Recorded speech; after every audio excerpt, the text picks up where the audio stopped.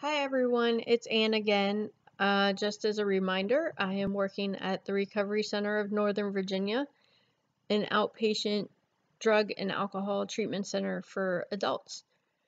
What I want to talk about today is a little bit about what I'm doing in my internship, and part of it is developing an education curriculum for people who don't necessarily meet the requirements for treatment, but possibly could benefit from education.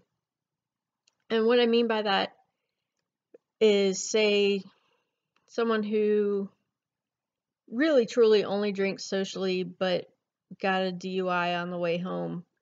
And when I say socially, I mean maybe twice a month they drink, but they had 3 beers at a party, and on their way home they got in trouble with a DUI.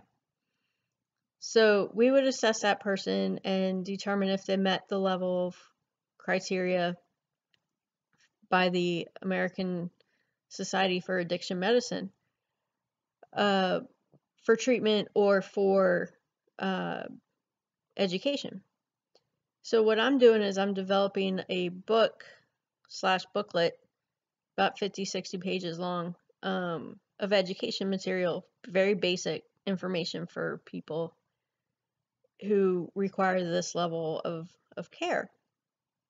So one of the things that I have included in this is what a different blood alcohol concentration would do to you at different levels. For example, and that's also known as your BAC. So for example, a 0.1 to a, or 0.01 to a 0.02 would really only leave you feeling kind of relaxed, and you may feel a little more social, but certainly not tipsy, certainly not intoxicated to the point where you can't drive a car. Whereas at a 0.2, for example, way above the legal limit for intoxication, most people would be either passed out or vomiting, sick, things like that. So that's the type of information that I'm putting in this education packet.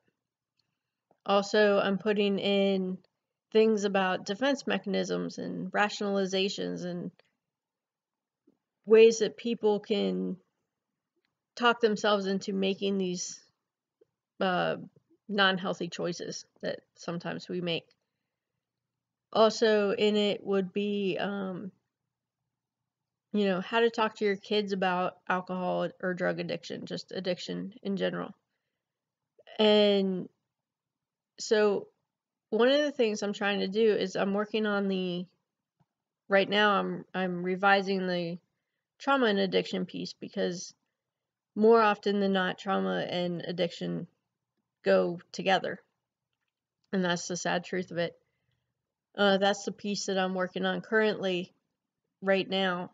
But I'm also doing coexisting comorbid disorders such as depression and addiction, schizophrenia, post-traumatic stress disorder, things like that. So my big question for the group is, if you were to walk into, find yourself in a situation of needing education on drugs or alcohol, what basic information would you be looking for? What types of things would you want to know as a person who may not necessarily have an addiction problem but could be going down that road? What would you want to know that may be able to help you? Because that's one thing my supervisor and I are trying to come up with, is what are good ways to help. So with that, I will leave you, and I look forward to reading your comments. Thank you.